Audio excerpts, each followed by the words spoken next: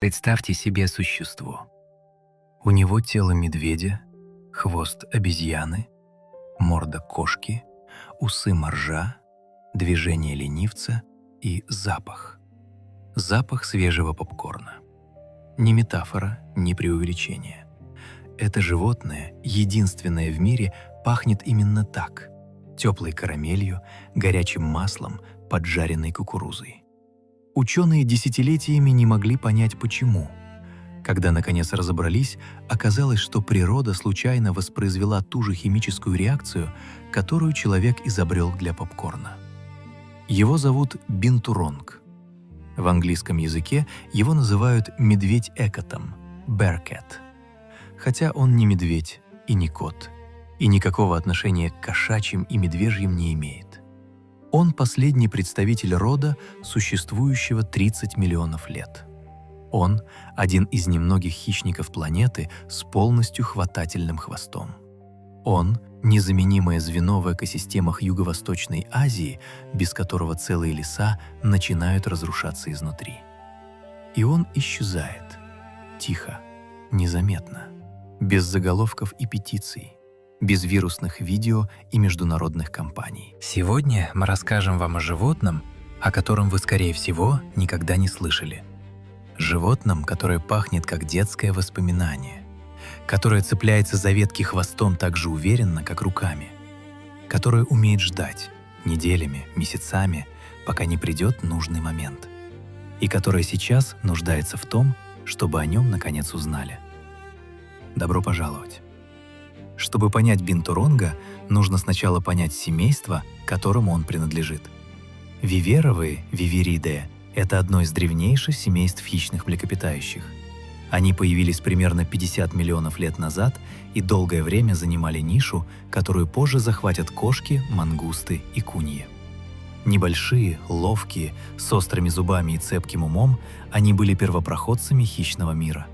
Сегодня к виверовым относятся цивиты, геноты, линсанги и бинтуронг.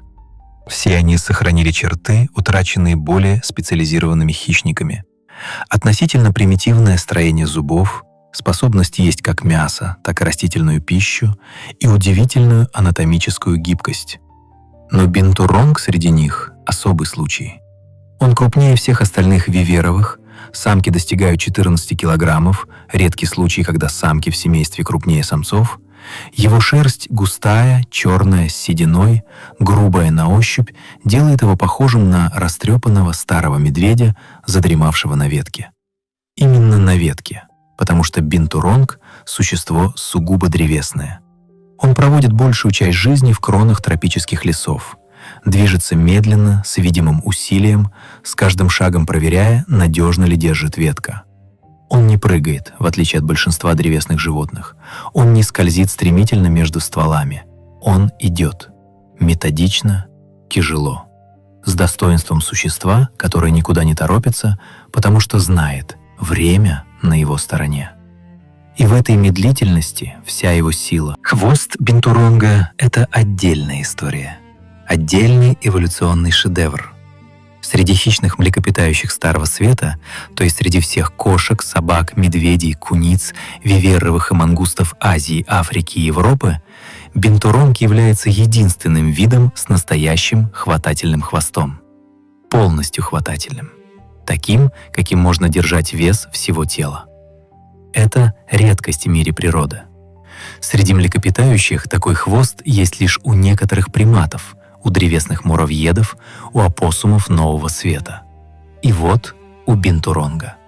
Зверя, который не состоит в родстве ни с одним из них. Эволюция пришла к одному и тому же решению несколько раз независимо. Это называется конвергентной эволюцией, когда разные ветви жизни сталкиваются с одинаковой задачей, как удержаться на ветке, и приходят к одинаковому ответу. На практике хвост бинтуронга работает как пятая конечность. Когда зверь лезет по ветке, хвост обвивается вокруг нее с нижней стороны, обеспечивая страховку. Когда бинтуронг нависает над пропастью между деревьями, хвост держит его, пока передние лапы нащупывают следующую точку опоры. Когда он спит, а спит он много и охотно, хвост оборачивается вокруг ветки, фиксируя тело. Нижняя сторона хвоста у бинтуронга лишена шерсти. Там голая кожа, морщинистая и чувствительная, как ладонь. Это увеличивает сцепление. Природа предусмотрела все. Есть еще одна деталь, которая делает бинтуронга уникальным среди всех хищных. Его задние лапы полностью поворотные. Лодыжки вращаются так, что лапы могут смотреть назад, как у белки. Это позволяет ему спускаться с дерева головой вниз, не падая. Большинство кошек, например, на такое не способны. Именно поэтому они так неловко слезают с деревьев, пятясь задом. Бинтуронг может. Медленно, тяжело, но может. Теперь запах. Если вы когда-нибудь окажетесь рядом с бинтуронгом, первое, что вы почувствуете, еще до того, как увидите его, будет запах попкорна. Теплый, маслянистый, немного сладкий, совершенно неожиданный в условиях тропического леса. Этот запах исходит от мускусных желез под хвостом животного. Бинтуронг использует его для маркировки территории. Он трется хвостом о ветки, оставляя химическую подпись, которая говорит другим бинтуронгам: «Я был здесь». Самцы метят территорию. Самки сигнализируют о готовности к спариванию. Это древняя система коммуникации, работающая без звука и без жестов. Но почему попкорн? В 2016 году ученые из Университета Дьюка в США провели детальный химический анализ запаха бинтуронга. Они идентифицировали более 20 различных химических соединений в секрете желез. И среди них 2-ацетил-1-пирролин. Именно это вещество создает характерный аромат попкорна. Та же молекула, в том же количестве, у животного, которое никогда в жизни не видело попкорна. Как это возможно? 2-ацетил-1-пирролин образуется при определенных химических реакциях с участием аминокислот и сахаров при высоких температурах. Именно это происходит, когда зерна кукурузы нагреваются в масле. В организме бинтуронга те же реакции происходят в особых железах при значительно более низких температурах, но с участием похожих молекул. Природа и кулинария пришли к одной и той же формуле через совершенно разные пути. Бинтуронги пахнут настолько сильно, что местные жители в Индонезии, Малайзии и на Филиппинах хорошо знают этот запах. В некоторых районах звери называют пагуян или бинтуронг. Оба слова в местных языках связаны с запахом. Люди чувствуют, что животное проходило рядом, даже если прошло уже несколько часов. Если вас тронула эта история, поставьте лайк под этим видео. Для небольшого канала каждый лайк имеет огромное значение. Именно так YouTube решает, показывать ли этот фильм другим людям. Нам важно, чтобы о бинтуронге узнало как можно больше людей. Ареал бинтуронга охватывает огромную территорию. От северо-востока Индии и Бангладеш через Мьянму, Таиланд, Лаос, Камбоджу и Вьетнам до Малайзии, Индонезии и Филиппин. Исторически он также встречался в Китае, в провинции Юньнань, хотя сегодня там его практически не осталось. Это животное тропических влажных лесов. Ему нужны высокие деревья с густыми кронами, переплетенными ветками, изобилием плодов. Ему нужен лес в его первозданном виде. Не плантации, не вторичные заросли, не вырубленные и заново засаженные участки. Настоящий, древний, многоярусный тропический лес. Именно поэтому вырубка леса — главная угроза для этого вида. Юго-Восточная Азия — один из мировых лидеров по темпам обезлесения. Леса Борнео, Суматры, Яванского архипелага исчезают под натиском пальмовых плантаций, горнодобывающей промышленности, строительства. По данным Global Forest Watch, только в Индонезии с 2001 по 2022 год было уничтожено более 27 миллионов гектаров первичного тропического леса. Бинтуронг не может просто переехать на соседний участок. У него нет такой мобильности. Он медленный, тяжелый, привязанный к кронам. Когда его лес исчезает, исчезает и он. НСОП, Международный союз охраны природы, присвоил бинтуронгу статус «уязвимый» (vulnerable) еще в 2008 году. По некоторым оценкам, за последние 30 лет численность популяции сократилась более чем на 30%. В ряде стран, в В Китае, на большей части Индии, зверь уже практически исчез. Но официальные данные скрывают более тревожную картину. Бинтуронг ведет ночной образ жизни, держится в густых кронах, избегает открытых пространств. Посчитать его крайне трудно. Реальная численность, по мнению многих ученых, значительно ниже официальных оценок. Теперь поговорим о том, что бинтуронг ест. Потому что здесь кроется один из главных секретов этого животного. Формально бинтуронг – хищник. Он относится к отряду хищных млекопитающих, у него острые зубы, мощные челюсти. Но на практике он оппортунист, всеядный, гибкий. Бинтуронг ест фрукты и делает это с большим удовольствием, особенно инжир.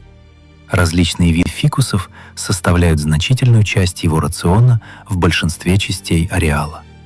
Он также поедает мелких птиц и их яйца, рыбу, иногда он стоит в мелком ручье и подхватывает рыб когтями, насекомых, моллюсков, падаль, молодые побеги. Это не прихоть и не всеядность ради всеядности. Это адаптация к жизни в лесу, где доступность пищи меняется сезонно и непредсказуемо. Животное, которое может есть все, выживает там, где специалист умрет с голоду. Но вот что действительно важно, что важно не только для бинтуронга, но и для всего леса вокруг него. Семена инжира проходят через пищеварительную систему бинтуронга неповрежденными. Более того, они проходят через нее именно в таком состоянии, которое нужно для прорастания. Кислая среда желудка и медленное пищеварение размягчают внешнюю оболочку семени, делая его более восприимчивым к прорастанию. Это называется эндозоохорией, распространением семян через пищеварительную систему животных. Но бинтуронг не просто разносчик семян, он специализированный разносчик. Исследования, проведенные в Юго-Восточной Азии, показали, что семена некоторых видов инжира, в частности инжира-душителя Ficus altissima, прорастают значительно лучше именно после прохождения через кишечник бинтуронга, чем после любого другого животного. Инжир-душитель – одно из ключевых деревьев тропических лесов Азии. Он начинает жизнь как эпифит, прорастает в кроне другого дерева, опускает воздушные корни вниз, постепенно охватывает дерево хозяина и в конце концов образует самостоятельный гигантский ствол. Его плоды едят сотни видов птиц и млекопитающих. Его корни создают микрогабитаты для насекомых и земноводных. Это краеугольный вид, вытащив который из экосистемы, можно обрушить все здание. И именно бинтуронг является одним из главных распространителей его семян. Когда численность бинтуронга падает, начинает сокращаться и популяция инжира. Когда инжира становится меньше, уменьшается кормовая база для птиц и летучих мышей. Те, в свою очередь, хуже опыляют другие растения. Цепочка тянется дальше и дальше, и в какой-то момент лес, который казался здоровым, начинает умирать изнутри, хотя внешне это незаметно еще годами. Бинтуронг — не просто красивое животное. Он функциональный элемент экосистемы, один из тех невидимых болтов, которые удерживают всю конструкцию вместе. Поговорим о том, как бинтуронг размножается, потому что и здесь природа приготовила сюрприз. Бинтуронг обладает редкой способностью среди плацентарных млекопитающих – отсроченной имплантацией. Это означает, что после оплодотворения эмбрион не сразу прикрепляется к стенке матки и начинает развиваться. Он остается в состоянии диапаузы, временной остановки развития, до тех пор, пока условия не станут подходящими. Бинтуронг использует это умение виртуозно. Самка может спариваться практически в любое время года, но роды откладывает до того момента, когда в лесу будет достаточно пищи, когда влажность и температура будут благоприятными для выживания детенышей. Это позволяет ей синхронизировать рождение потомства с ресурсами среды, независимо от того, когда произошло спаривание. Полная беременность вместе с диапаузой может длиться от 100 до 220 дней. Разброс огромный именно потому, что значительная часть этого времени приходится на период ожидания. В помете обычно 1-2 детеныша. Рождаются они крошечными, глаза закрыты, почти беспомощны. Самка держит их при себе несколько месяцев. Она очень внимательная мать, носит детенышей в зубах, согревает своим телом, учит, что можно есть, а что нет. Отцы в воспитании потомства участия не принимают. Это типично для виверовых. Детеныши бентуронга развиваются медленно. Глаза открываются лишь спустя несколько недель. Самостоятельно начинает передвигаться по веткам примерно к 2 месяцам. Отлучение от матери происходит постепенно, и даже после него молодые животные держатся рядом с ней еще некоторое время. В дикой природе бентуронги живут около 18-20 лет. В неволе дольше, иногда до 25. Это долгожители среди зверей сопоставимого размера. И это одна из причин, по которой их численность так медленно восстанавливается после снижения.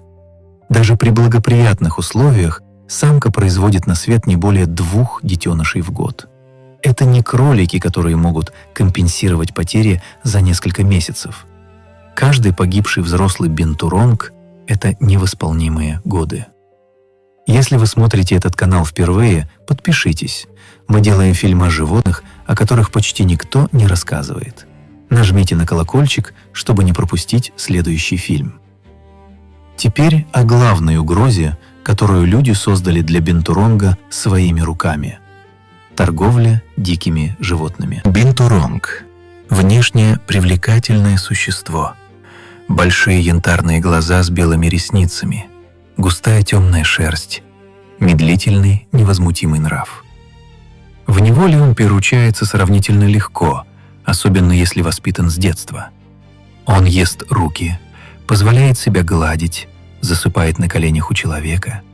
Все это делает его желанным экзотическим питомцем. На рынках Индонезии, Таиланда, Вьетнама и Китая бентуронгов продают открыто, несмотря на то, что международная торговля ими регулируется конвенцией CITES, которая относит бентуронга к приложению 3, а на Индию распространяется более строгое приложение 1. Цены варьируются от нескольких сотен до нескольких тысяч долларов. Спрос стабильный. Проблема в том, что бентуронг не домашнее животное. Он ночной, он пахнет. Он нуждается в деревьях, в пространстве, в специфическом рационе. Большинство людей, купивших бентуронга на рынке, не способны обеспечить ему достойные условия. Животное страдает, теряет вес, заболевает. Через несколько лет его продают снова или бросают. Но это лишь вершина айсберга, потому что бентуронгов ловят не только ради торговли живыми особями. В традиционной медицине ряда стран, прежде всего Вьетнама и Китая, жир, кости и желчный пузырь бентуронга считаются лечебными. Конкретные заявления об их лечебных свойствах разнятся от региона к региону, но ни одно из них не подтверждено научными исследованиями. Тем не менее, спрос существует, и он убивает. Также бентуронгов убивают ради мяса. На Филиппинах, в частях Индонезии и Вьетнама это животные входят в традиционный охотничий рацион. Местная охота сама по себе при разумном подходе могла бы быть устойчивой, но в сочетании с потерей среды обитания и торговлей она становится еще одним давлением на и без того сокращающуюся популяцию. Что делается для защиты бентуронга? Честный ответ – недостаточно. Во многих странах он формально охраняется законом. В Индии бентуронг входит в первое приложение к закону об охране дикой природы. Это высшая степень защиты. Малайзия, Таиланд, Бангладеш также запрещают охоту на него. Но исполнение этих законов слабое. Рынки продолжают работать. Контрабанда продолжается. Международный питомниковый реестр бентуронгов, организация, объединяющая зоопарки мира, ведет программы разведения в неволе. Несколько десятков учреждений в Европе, США и Азии содержат бентуронгов в рамках согласованных генетически управляемых популяций. Это страховка на случай, если ситуация в дикой природе станет совсем критической. Но пока до этого не дошло. Главная задача — сохранить их там, где они должны быть. В кронах тропических лесов. С запахом попкорна и хватательным хвостом. Есть в истории бентуронга одна глава, о которой редко говорят. Глава, которая хорошо иллюстрирует, как сложно охранять животное, которого почти никто не видит. В 2000-х годах группа исследователей начала систематическое изучение бентуронгов в лесах Борнео. Они использовали фотоловушки, автоматические камеры, срабатывающие при движении. Расставили их в нескольких районах с разной степенью нарушенности лесного покрова. Результаты оказались обескураживающими. В первичных лесах бентуронгов встречали регулярно. В лесах, частично затронутых выборочной вырубкой, заметно реже. В районах с интенсивной вырубкой и последующим восстановлением единичные следы. На пальмовых плантациях — 0. Это подтвердило то, что ученые подозревали. Бентуронг не может адаптироваться к нарушенным ландшафтам. Он индикаторный вид. Его присутствие означает, что лес еще жив. Его исчезновение означает, что экосистема уже необратимо деградировала, даже если деревья еще стоят. Есть такое понятие в экологии «пустой лес». Это лес, который выглядит нормально. Деревья высокие, кроны густые, подлесок зеленый. Но крупных млекопитающих и птиц нет. Охота, фрагментация, беспокойство выгнали их раньше, чем упало первое дерево. Лес стоит, но он мертв функционально. Бентуронг — один из первых, кто уходит из такого леса, и один из последних, кто в него возвращается. Расскажем вам о конкретном человеке, потому что за каждой историей о природе должны стоять люди. Аника Мелинда Куриата, малайзийский биолог, несколько лет посвятивший изучению бентуронгов на Борнео. Она начинала с простого вопроса: сколько их осталось в национальном парке Таман-Нигара? Чтобы ответить на него, потребовалось 2 года полевых работ, сотни фотоловушек и тысячи часов анализа данных. То, что она обнаружила, изменило ее взгляд на охрану природы. Бентуронги в парке существовали, но в количествах значительно меньших, чем предполагалось. И что важнее, их численность резко падала на границах парка. Именно там, где люди жили ближе всего, где охота была наиболее интенсивной, где фрагментация была наибольшей. «Мы охраняем ядро, но забываем о границах», — сказала она в интервью. «А животные не знают, кончается парк. Они уходят туда, где уже не защищены». Это системная проблема многих охраняемых территорий мира. Граница на карте не является границей для животного. Бентуронг, родившийся в глубине леса и уходящий в поисках партнера или пищи, не знает, что в 20 километрах его можно поймать и продать. Куриата начала работать с местными общинами на границах парка, объяснять значимость бентуронга, рассказывать о его роли в распространении семян, предлагать альтернативные источники дохода, экотуризм, мониторинг дикой природы. Это медленная работа. Это работа не на годы, на поколения. На другой не существует. Давайте остановимся на минуту и поговорим о том, как мы воспринимаем исчезновение. Когда мы слышим о вымирании видов, мы обычно думаем о крупных знаменитых животных: тигр, слон, носорог, горилла. Это животные, ради которых собирают деньги, снимают фильмы, устраивают марши. Бентуронг не из их числа. Он не знаменит, у него нет лица бренда, его не рисуют на плакатах, он не смотрит на вас с рекламного щита экологической организации. Он просто тихо исчезает, как тысячи других видов, о которых мы никогда не узнаем. По оценкам ученых, Земля сейчас переживает 6-е массовое вымирание в своей истории. Скорость исчезновения видов в 100 000 раз превышает естественный фоновый уровень. Большинство этих видов не успевают даже получить официальный статус угрозы. Они просто исчезают, прежде чем мы успеваем их описать. Но каждый вид, который мы теряем, это не просто строчка в списке. Это нить, вытащенная из ткани экосистемы. Ткань может выдержать несколько вытащенных нитей, потом еще несколько, потом, однажды, она рвется. Не плавно, не постепенно, резко. И восстановить ее уже нельзя. Бентуронг — одна из этих нитей. та, что держит инжир, та, что держит лес, та, что держит многое другое, то, о чем мы пока не знаем. Напишите в комментариях, знали ли вы о Бинтуронге до этого видео. Это важно не только нам, это показывает YouTube, что тема интересна людям, и тогда алгоритм показывает наши фильмы большему числу зрителей.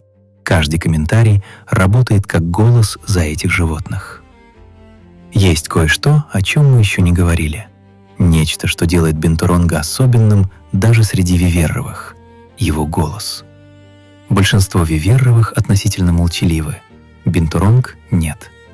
Он коммуницирует активно, используя разнообразный репертуар звуков.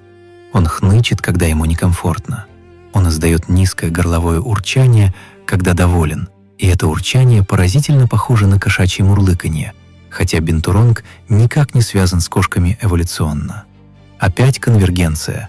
Природа снова нашла одно и то же решение двумя разными путями. Когда Бинтуронг напуган или агрессивен, он издает резкий пронзительный вопль, который слышен на большое расстояние. Это предупреждение «Я здесь, я большой, не приближайся». В условиях густого леса, где видимость составляет несколько метров, звук важнее зрения. Мать общается с детенышами нежными, тихими звуками. Детеныши отвечают. Это диалог не такой сложный, как человеческая речь, но несущий реальную информацию. «Я здесь, я хочу есть, мне холодно, иди сюда». Ученые, долгое время изучавшие бинтуронгов, рассказывают, что каждое животное имеет свой индивидуальный голос. По нюансам тона и частоты можно определить конкретную особь. Как у людей нет двух одинаковых голосов, нет их и у бинтуронгов. Это заставляет задуматься, что еще мы не знаем об этом животном? Что еще там, в кронах ночного леса, происходит без свидетелей? Прежде чем говорить о том, как бинтуронг устроен, нужно поговорить о том, где он живет. Потому что его дом — это отдельный мир. Мир, который большинство людей видело только в кино. Тропический лес Юго-Восточной Азии — один из самых сложных и богатых биомов на планете. По биоразнообразию он уступает только Амазонскому бассейну. На 1 гектаре здесь может расти до 200 различных видов деревьев. На одном дереве жить несколько сотен видов насекомых. Лес здесь организован вертикально. Внизу почти полная темнота, влажность, запах гниющей органики и постоянное копошение разложителей. Выше — подлесок, небольшие деревья и кустарники, адаптированные к рассеянному свету. Еще выше — основной полог, где смыкаются кроны большинства деревьев. А над ним — редкие гиганты-эмерджентные деревья, которые поднимаются еще на 20-30 метров выше общего полога, как острова над морем зелени. Бинтуронг живет именно в зоне основного полога и выше, на высоте от 15 до 40 метров над землей. Там, где ветки переплетаются настолько плотно, что можно пройти сотни метров, почти не касаясь воздуха, там, где круглосуточно кипит невидимая с земли жизнь, летают опылители, охотятся мелкие хищники, соперничают за свет деревья, поют птицы, которых никто не видит снизу. Это один из наименее изученных слоев биосферы. Мы знаем дно океана лучше, чем кроны тропических лесов, потому что туда крайне сложно попасть, и еще сложнее систематически наблюдать. Именно поэтому бинтуронг так долго оставался загадкой. Он живет там, куда мы почти не заглядываем. Он активен ночью, когда это почти превращается в никогда. И он достаточно умный или достаточно осторожный, чтобы оставаться невидимым, когда рядом люди. Те редкие ученые, кому удавалось наблюдать бинтуронга в дикой природе напрямую, не через фотоловушки, а своими глазами, описывают это как особый опыт. Не потому, что это зрелищно, а потому, что это редко. Потому что ты вдруг понимаешь, что на протяжении многих часов наблюдения за этим конкретным деревом это существо было там все время и просто не давало себя увидеть. Оно было в 5 метрах от тебя, неподвижное, бесшумное, уверенное в своей невидимости. И это чувство, когда лес вдруг показывает тебе то, что скрывал, описывают как одно из самых сильных переживаний полевой биологии. Есть один вопрос, который задают все, кто впервые узнает о бинтуронге. Вопрос, который кажется наивным, но на самом деле является одним из самых глубоких в зоологии. Почему он такой медленный? Это не риторический вопрос. Скорость в животном мире — это ресурс. Быстрое животное поймает больше добычи, убежит от большего числа хищников, займет лучшую территорию. Эволюция давит в сторону скорости, и большинство животных быстрее, чем могли бы быть при минимально необходимых усилиях. Бинтуронг — исключение. Он медленнее, чем можно было бы ожидать от зверя его размера. Почему? Ответ, как всегда в эволюции, многослойный. Во-первых, скорость требует энергии, много энергии. Животное, которое живет в кронах деревьев и питается преимущественно фруктами, не может позволить себе метаболизм, требующий непрерывного высококалорийного топлива. Фрукты — не стейк. Они богаты сахарами, но бедны белками. Бинтуронг компенсирует это замедленным обменом веществ. Его тело работает на низком огне, расходуя ровно столько, сколько нужно. Во-вторых, в кронах деревьев скорость часто контрпродуктивна. Быстрое движение — шум. Шум — внимание хищников. В густом пологе тропического леса, где видимость ограничена несколькими метрами, тихое, медленное животное незаметнее быстрого. Бинтуронг движется так, что ветки почти не шевелятся. Его основной хищник — крупные дневные птицы, в первую очередь орлы, ориентируются на движение. Застыть неподвижно или двигаться крайне медленно — лучшая защита от такого охотника. В-третьих, и это, пожалуй, самое важное, хватательный хвост и поворотные лодыжки дают бинтуронгу безопасность, которой нет у быстрых древесных животных. Он не падает. Никогда. Каждое движение застраховано хвостом, каждый шаг проверен, прежде чем сделан. Это позволяет ему забираться туда, куда другие животные его размера попросту не рискуют. Высота 30 метров над землей — не проблема. Тонкая гибкая ветка — не проблема. Вертикальный ствол — не проблема. Медлительность — это не слабость, это специализация. Глубокая, идеально подогнанная к конкретной нише специализация. И это важно помнить, когда мы думаем об адаптации вообще. Мы склонны ценить то, что видимо — скорость гепарда, силу льва, хитрость лисы, но эволюция не отдает предпочтений. Медленное так же хорошо, как быстрое, если оно работает. Бинтуронг работает уже 30 миллионов лет. Поговорим о бинтуронге в культуре. В отличие от тигра или слона, животных, глубоко вплетенных в мифологию и фольклор многих народов Азии, бинтуронг занимает более скромное место. Он слишком скрытный, слишком ночной, слишком неуловимый, чтобы стать центром богатой мифологии. Тем не менее, он присутствует. На Филиппинах бинтуронга называют мусанг, хотя это слово применяется к нескольким видам виверровых. В ряде регионов страны его считали существом, связанным с духами предков. Его появление вблизи деревни воспринималось как знак, либо предупреждение, либо благословение, в зависимости от обстоятельств. В Малайзии местные оранг-асли, коренные жители полуострова, относились к бинтуронгу с уважением как к одному из хранителей леса. В их традиционном мировоззрении лес — живое существо, а крупные животные — его органы. Убить их без необходимости значило нанести вред живому телу. На Борнео в ряде общин охотники избегали убивать бинтуронгов не из-за закона, а из-за поверья. Этот зверь приносит удачу тому лесу, в котором живет. Охотник, убивший бинтуронга, рискует тем, что дичь уйдет из этого места. Это народная экология. Не совпадающая точно с научной, но нередко приходящая к похожим выводам. Запрет на охоту, основанный на суеверии, функционально идентичен запрету, основанному на данных популяционной биологии.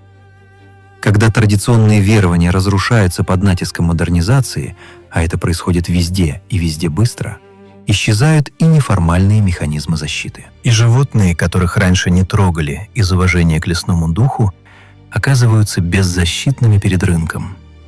Исследователи, работающие с бентуронгами, часто говорят об одном и том же: это животное меняет тебя. Не так, как тигр или орел, не через величие, не через страх, не через восхищение мощью, иначе. Бентуронг меняет через неспешность. Понаблюдайте за ним достаточно долго, и вы поймете, что его темп жизни — это не слабость и не недостаток эволюции. Это выбор. Или точнее, результат миллионов лет отбора в пользу именно такого способа существования. Бентуронг не тратит энергию впустую. Он не гонится за добычей. Он ждет, пока плоды сами упадут к нему под ноги, пока рыба сама заплывет в мелкую воду, пока птица сама окажется в пределах досягаемости. Его метаболизм замедлен, его движения экономны. Он может часами сидеть неподвижно в кроне дерева, прижавшись хвостом к ветке, и просто наблюдать. Биологи называют это стратегией сидеть и ждать. Она требует терпения и доверия к тому, что нужное придет само. Не всегда, не гарантированно, но достаточно часто, чтобы выжить.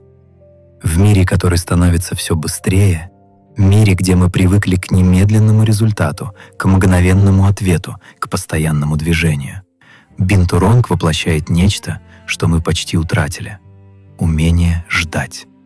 Умение не тратить силы на то, что не нужно. Умение доверять времени. Может быть, именно поэтому те, кто долго работал с этим животным, описывают его с такой нежностью. Не потому, что оно красиво, хотя оно красиво по-своему, а потому что рядом с ним понимаешь что-то важное о собственном ритме. Пока мы говорим об охране природы, стоит сказать кое-что важное о деньгах, потому что сохранение видов стоит денег. Больших денег. Исследования, фотоловушки, зарплаты рейнджеров, реабилитационные центры, программы работы с местными общинами, судебные разбирательства против браконьеров, лоббирование законодательных изменений. Все это требует финансирования, стабильного, долгосрочного. И вот парадокс. Животные, которые больше всего нуждаются в охране, часто те, о которых меньше всего знают. А финансирование идет туда, куда идет общественное внимание. Тигры получают миллионы, бентуронги — крохи. Не потому что тигры важнее, а потому что тигра все знают. По данным организации WWF, на охрану харизматичных видов — тигров, слонов, медведей, больших кошек — приходится несоразмерно большая доля мировых природоохранных расходов по сравнению с их долей в реальной экологической ценности. Это не значит, что их не надо охранять. Это значит, что система распределения ресурсов перекошена в сторону красоты и узнаваемости. Бентуронг в этой системе аутсайдер. Он не фотогеничен в классическом смысле, он не вызывает немедленного «вау», он требует времени, чтобы его полюбить, времени и знания. Именно поэтому такие фильмы, как этот, имеют значение. Не потому, что мы можем подменить настоящую охрану природы просмотрами на YouTube, а потому что осведомленность — это первый шаг к тому, чтобы люди начали задавать вопросы, требовать изменений, поддерживать организации, которые работают на Земле. Каждый человек, который узнал о бентуронге, это потенциальный союзник, потенциальный донор, потенциальный голос. В 2019 году произошло нечто неожиданное для мира охраны дикой природы. Видео с бентуронгом набрало несколько миллионов просмотров. Не потому, что произошло что-то особенное, не потому, что животное сделало нечто героическое. Просто кто-то снял, как бентуронг в реабилитационном центре в Индонезии медленно жует банан, глядя в камеру желтыми глазами с белыми ресницами. Фоновая музыка, никакого монтажа, 3 минуты, 3 миллиона просмотров за неделю. Комментарии были примерно одинаковыми. Что это за существо? Я никогда о нем не слышал. Почему оно такое? Я хочу его обнять. Реабилитационный центр, снявший видео, небольшая организация в Западной Яве, существующая на пожертвования. После вирусного ролика они получили больше донатов за 1 неделю, чем за предыдущие 2 года. Несколько человек специально прилетели из других стран, чтобы поволонтерить. Один корпоративный донор из Германии, случайно наткнувшийся на видео, выделил грант на строительство нового вольера. Это небольшой пример того, как работает видимость. Животные, о которых знают, получают ресурсы. Животные, о которых не знают, исчезают молча. Бинтуронг не умеет делать вирусные видео. Он медленный, ночной, скрытный. Он прячется в кронах, пахнет попкорном в темноте и никогда не выходит на сцену. Это его задача нашей стороны. Расскажем о том, что происходит, когда бинтуронги встречаются друг с другом. Это редкость. Бинтуронги преимущественно одиночные животные. Каждая особь занимает территорию и активно ее маркирует запаховыми метками. Встречи между взрослыми особями одного пола, как правило, носят напряженный характер. Вокализация, демонстрации, иногда стычки. Но не всегда. Исследователи, оснастившие бинтуронгов радиошейниками в нескольких районах Малайзии и Индонезии, обнаружили нечто неожиданное. Территории отдельных особей нередко перекрываются. Не потому, что животные не знают о существовании соседа. Они отлично знают, они чувствуют метки. Но они сосуществуют без постоянной агрессии. Особенно показательны случаи, когда самка с детенышами имела перекрывающуюся территорию с самцом, отцом этих детенышей. Он не участвовал в воспитании, это типично для вида, но он и не прогонял самку. Они просто существовали рядом, в разные ночи проходя по одним и тем же деревьям. Биологи осторожно называют это социальной толерантностью. Не стайность, не партнерство. Просто терпимость к присутствию другого, в разумных границах, без лишней конфронтации. В этом есть своя мудрость. Конфликты требуют энергии. Энергия у бинтуронга не безлимитна. Когда можно не драться, лучше не драться. Когда территория достаточно велика для двоих, зачем ее оспаривать? Это еще одна черта бинтуронга, которая сложно поддается обобщению. Он не агрессивен по умолчанию, он не пассивен по умолчанию, он гибкий. Он выбирает реакцию под ситуацию. Именно этот тип поведенческой гибкости, не жесткий инстинкт, а адаптивный ответ на контекст, считается признаком высокого когнитивного уровня у животных. И то, что мы видим это у бинтуронга, заставляет исследователей задавать новые вопросы о том, что именно происходит в этой лохматой голове с янтарными глазами. Несколько зоопарков мира сейчас ведут активные программы изучения бинтуронга, которые выходят за рамки простого содержания. Зоопарк Сан-Диего участвует в международной программе управления популяцией SSP – Species Survival Plan, отслеживая генетическое разнообразие всех особей в неволе. Цель – обеспечить, чтобы родственные особи не скрещивались, чтобы редкие генетические линии не терялись. В Европе несколько зоопарков, в Германии, Нидерландах, Великобритании объединились в программу изучения поведения бинтуронга в неволе. Они изучают, как животные принимают решения, как обучаются новым задачам, как общаются с сородичами. Результаты удивительные. Бинтуронги решают задачи на уровне, сопоставимом с кошками и собаками. Они способны к обучению через наблюдение, то есть могут учиться, просто наблюдая за другим животным, без личного опыта. Они демонстрируют то, что этологи осторожно называют предвосхищением – поведение, указывающее на то, что животное формирует мысленные образы будущих событий. Когда зоопаркового бинтуронга регулярно кормят в одно и то же время, за несколько минут до кормления он начинает активничать, смотреть в сторону кормушки, вокализировать. Это кажется простым, но для этого нужна не просто условная реакция. Нужна некоторая форма внутренней репрезентации времени. Мы только начинаем понимать, что происходит внутри этой лохматой, медлительной, пахнущей попкорном головы. Поговорим об одном конкретном исследовании, которое изменило понимание роли бинтуронга в экосистеме. В 2014 году международная группа ученых опубликовала в журнале «Биотропика» работу, посвященную распространению семян в лесах Борнео. Они изучали, какие животные являются наиболее эффективными садовниками леса, то есть какие виды распространяют семена таким образом, что те с наибольшей вероятностью прорастают и выживают.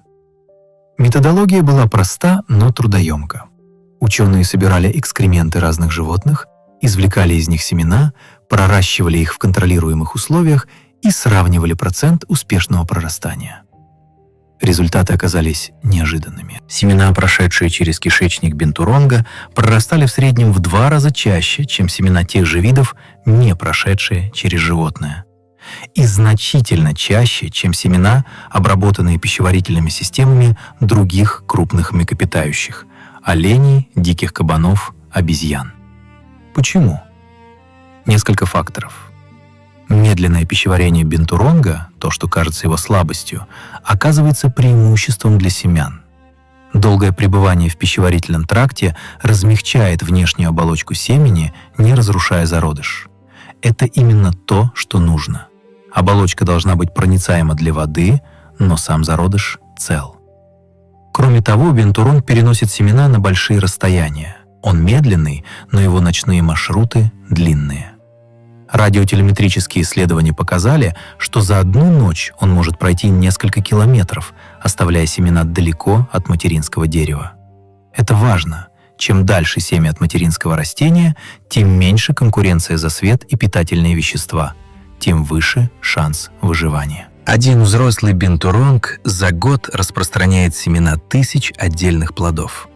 Каждый из этих семян — потенциальное дерево. Дерево, которое будет жить 100, 200, 300 лет. Дерево, которое будет кормить птиц, давать убежище насекомым, связывать почву корнями, задерживать воду. Уберите бинтуронга, и процесс не остановится полностью. Есть другие распространители, но он замедлится, станет менее эффективным. Лес будет восстанавливаться медленнее после нарушений. Некоторые виды деревьев, зависящие именно от этого животного, начнут откатываться. Лес — это не просто деревья, это сеть отношений, и бинтуронг — один из важных узлов этой сети. Давайте поговорим о будущем. Для бинтуронга каким оно может быть? Есть пессимистический сценарий — продолжение обезлесения нынешними темпами, продолжение нелегальной торговли, отсутствие реального финансирования охраны. Через 50 лет вид, существующий только в зоопарках. Через 100, возможно, только в учебниках. Но есть и другой сценарий. Менее очевидный, но реальный. В последние годы несколько правительств Юго-Восточной Азии усилили контроль за нелегальной торговлей дикими животными. Индонезия ввела более строгие наказания. Таиланд провел серию резонансных арестов. Малайзия развивает сеть охраняемых коридоров между разрозненными лесными массивами, именно для того, чтобы такие животные, как бинтуронг, могли перемещаться между популяциями. Международные НКО, Traffic, WWF, Pantera вкладывают ресурсы в мониторинг торговли и поддержку местных рейнджеров. Частные компании, работающие в регионе, под давлением потребителей начинают внедрять политику нулевого обезлесения в своих цепочках поставок. И самое важное — молодые биологи в Малайзии, Индонезии, Таиланде, Вьетнаме выбирают бинтуронга темой своих диссертаций. 20 лет назад таких работ было единицы, сейчас — десятки. Это означает, что наша научная база о виде растет, а знание — первое условие защиты. Ничто не гарантировано, но возможность есть. И она зависит от многих вещей, в том числе от того, знают ли люди, что этот зверь существует. Прежде чем мы перейдем к финалу, хочется поговорить о том, что происходит, когда бинтуронга забирают из леса. Не о смерти, о чем-то менее очевидном, но в каком-то смысле более печальном, о потере того, чем он является.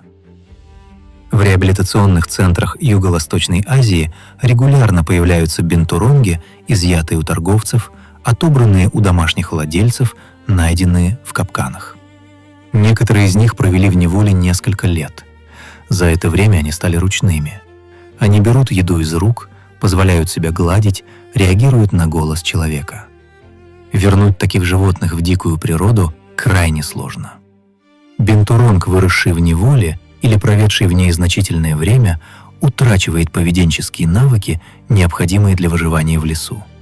Он не умеет находить пищу, не знает маршрутов, не выстроил ментальную карту территории, а бинтуронги, как выяснили ученые, используют именно пространственную память для навигации.